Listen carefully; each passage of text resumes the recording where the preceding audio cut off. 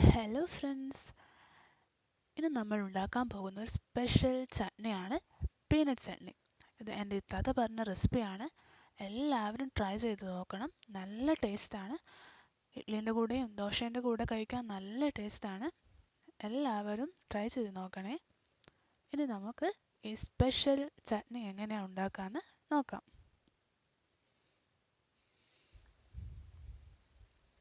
നമുക്ക് ചട്നി ഉണ്ടാക്കാൻ ആവശ്യമായത് ഒരു കപ്പ് പീനട്ടാണ്. പിന്നെ കുറച്ച് പുളി, കുറച്ച് വെളുത്തുള്ളി വേണം, കുറച്ച് ചെറിയുള്ളി വേണം, കുറച്ച് വറ്റൽമുളക് വേണം. ഇനി തൂവിക്കാൻ വേണ്ടിയിട്ട് കുറച്ച് കടുക്, കറിവേപ്പില, വറ്റൽമുളക്, പിന്നെ ഉഴുന്നുപരിപ്പ്. പിന്നെ നമുക്ക് ആവശ്യമായതാണ് ഉപ്പും വെളിച്ചെണ്ണയും. ഇനി നമ്മൾ ചെയ്യേണ്ടത് ഒരു പാൻ എടുത്ത് ചൂടാക്കാൻ വെക്കുക. പിന്നെ അതിലേക്ക് പീനട്ട് ഇടുക. നല്ലോണം വറുത്തെടുക്കുക. മീഡിയം ഫ്ലെയിമിൽ ഒരു 10 മിനിറ്റെങ്കിലും വറുത്തെടുക്കണം. അതിൻ്റെ കളറും പച്ചമണക്കും മാറി വരുന്നത് വരെ വറുത്തെടുക്കണം.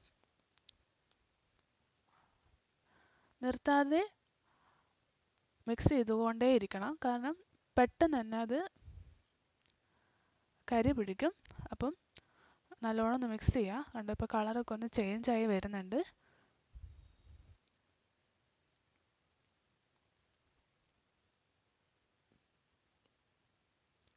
ഇതാ നോക്കൂ, ഇപ്പം ചേഞ്ച് ആയി വരുന്നുണ്ട്.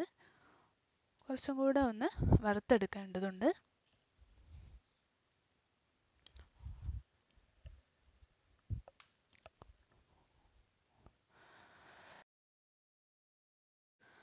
നല്ലോണം വറുത്തെടുത്തിട്ടുണ്ട്. ഇനി നമുക്കിത് ഒരു ചെറിയൊരു പ്ലേറ്റിലേക്ക് മാറ്റാം, ചൂടൊക്കെ ഒന്ന് പോകാൻ വേണ്ടിയിട്ട്. പിന്നെ നമുക്ക് ചെയ്യാനുള്ളത് ഒരു പാൻ എടുത്ത് ചൂടാക്കി അതിലേക്ക് എണ്ണ ഒഴിക്കാം. എണ്ണ ചൂടായി കഴിഞ്ഞാൽ അതിലേക്ക് ചെറിയുള്ളി ഇടാം. ചെറിയുള്ളി നല്ലോണം വഴറ്റിയെടുക്കണം. ചെറിയുള്ളി ഇട്ടിട്ടുണ്ട്, നല്ലോണം വഴറ്റിയെടുക്കുക.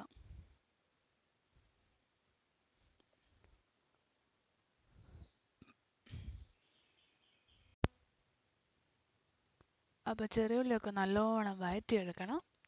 ആ പച്ചമുളകൊക്കെ മാറുന്നത് വരെ വഴറ്റണം.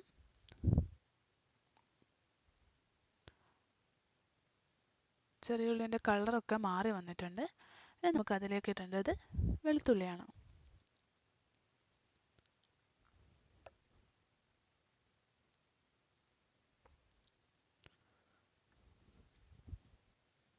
അങ്ങനെ വെളുത്തുള്ളി അതിലേക്ക് ഇട്ട് കൊടുക്കാം. അത് നല്ലോണം വഴറ്റിയെടുക്കണം.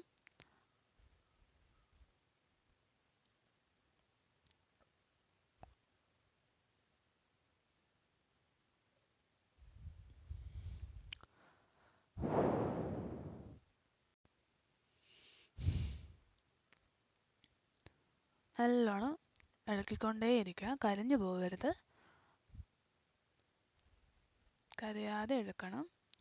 പിന്നെ അത് കഴിഞ്ഞാൽ നമുക്ക് അതിലേക്ക് ഇനി വറ്റൽമുളക് ഇട്ട് കൊടുക്കണം. വറ്റൽമുളകും കൂടെ ഇട്ട് കൊടുത്തിട്ട് നല്ലോണം വഴറ്റാം. വറ്റൽമുളക് നമുക്ക് സ്പൈസി ഒക്കെ തരും. അപ്പോൾ നല്ലോണം ഒന്ന് മിക്സ് ചെയ്യാം. നല്ല സ്മെല്ലൊക്കെ വരുന്നുണ്ട്. എന്തായാലും നിങ്ങൾ ട്രൈ ചെയ്ത് നോക്കണം, നല്ല ടേസ്റ്റ് ആയിരിക്കും. വഴറ്റി വന്നിട്ടുണ്ട്. ഇനി പുളി ഇട്ട് കൊടുക്കാം.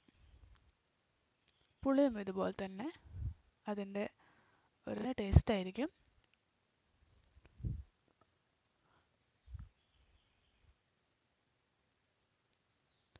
അങ്ങനെ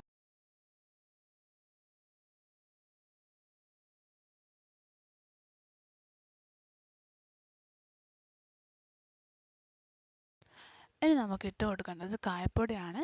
കായപ്പൊടി ഓപ്ഷണലാണ്. പിന്നെ കായപ്പൊടിയും കൂടി ഇട്ട് കൊടുത്തിട്ട് നല്ലോണം ഒന്ന് മിക്സ് ചെയ്തിട്ട് ഉപ്പും ഈ മിക്സും പിന്നെ പീനട്ടും കൂടെ ഗ്രൈൻഡ് ചെയ്തെടുത്തതാണിത്. ഇതുപോലെ ഗ്രൈൻഡ് ചെയ്തെടുക്കണം. പിന്നെ ലാസ്റ്റ് കടുകും കറിവേപ്പിലയും വറ്റൽമുളകും ഉഴുന്നുപരിപ്പൊക്കെ നല്ലോണം വറുത്ത് അതിലേക്ക് ഒഴിക്കാം. നല്ല ടേസ്റ്റാണ്. പിന്നെ ഈ വീഡിയോ ഇഷ്ടമായെങ്കിൽ ലൈക്ക് ചെയ്യണം, ഷെയർ ചെയ്യണം, സബ്സ്ക്രൈബ് ചെയ്യണം. Thank you.